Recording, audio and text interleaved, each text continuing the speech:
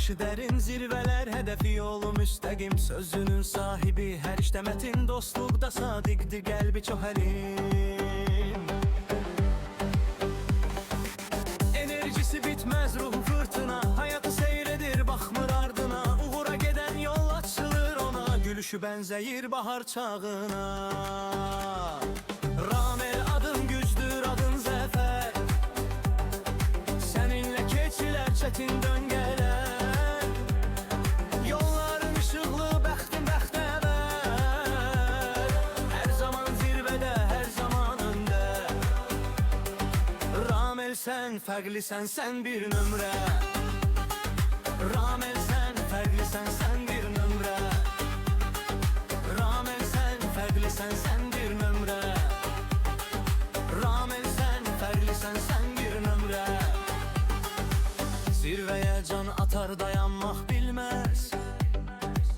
Onun iradəsi heç vaxt əyilməz. Dürüstlük rəmzi, səmimi biz. Ramel olan yerdə kədər görünməz. İşıq saçır hər yana, güvən verir insana. Bu mahnı sənə həsrdir. Uğurlar yar olsun sana. Ramel adın gücdür, adın zəfər. Səninlə keçilər çətin döngələr. Yolların işıqlı, bəxtin bəxtəvər. Hər zaman zirvədə, hər cahanımə.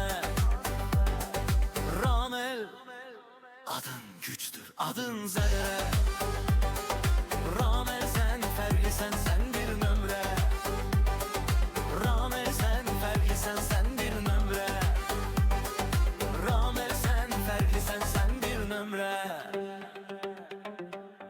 Hər zaman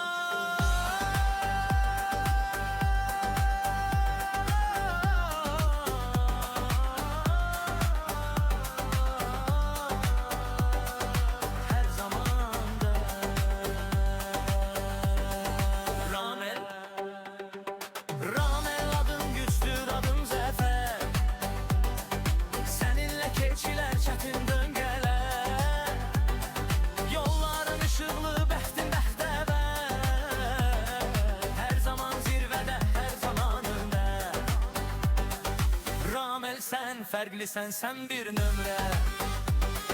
Ramel sən fərqlisən, sən bir nömrə. Ramel sən fərqlisən, sən bir nömrə. Ramel sən fərqlisən, sən bir nömrə. Hər zaman